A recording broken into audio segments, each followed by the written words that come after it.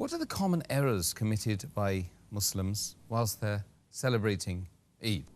There are some errors which are committed by many Muslims, some due to lack of knowledge, some due to ignorance. For example, there are many Muslims who think that if they pray in the night during Eid, if they pray the Salah, then the day when hearts die. This is actually a hadith which some people think it is sahih, but it's not so. That the Prophet said that if you pray in the night of the Eid, your heart will not die the day when hearts die. If you see, there are two isnads.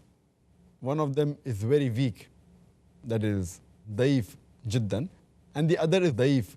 So it's totally wrong for anyone to pray during the night of the Eid thinking it will get him sawab.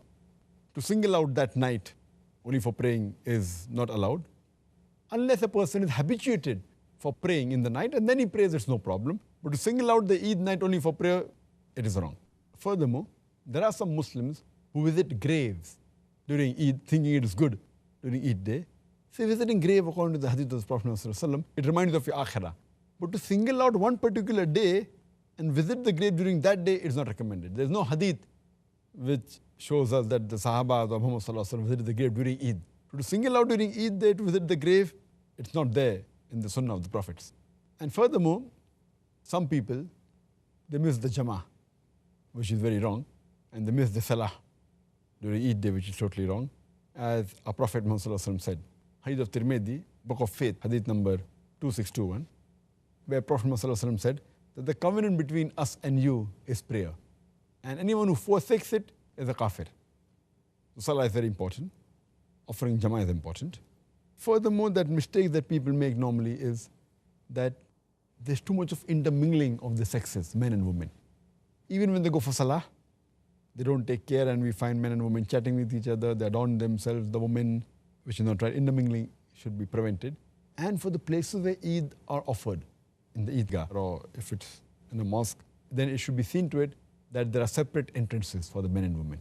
Equal but separate facility, so that this intermingling is avoided. Furthermore, there are some women who adorn themselves, who put perfume, who don't do hijab. Now this should be avoided. When they come in front of a nahmeram, they should be in hijab, they should be properly covered, they should not wear perfume, they should not adorn themselves, they should not attract the opposite sex, the nahmeram.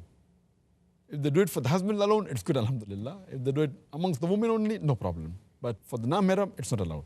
It's mentioned in the hadith of Sunnah Nisa'i, hadith number 5129, where the beloved Prophet said that any woman who wears perfume and passes so that people may smell her perfume, if she wears the perfume and people smell her perfume, it's as good as she is an adulteress. So these things should be avoided.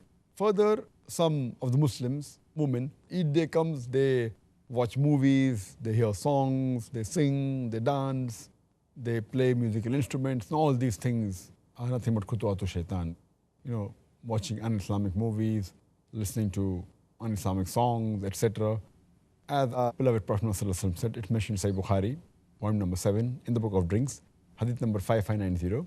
The Prophet said that there will be a time when there will be some people from my ummah who will say that illegal sexual intercourse, drinking intoxicants, wearing silk, and playing of musical instruments are halal, is legal. So we have to be careful that we should not be amongst these people.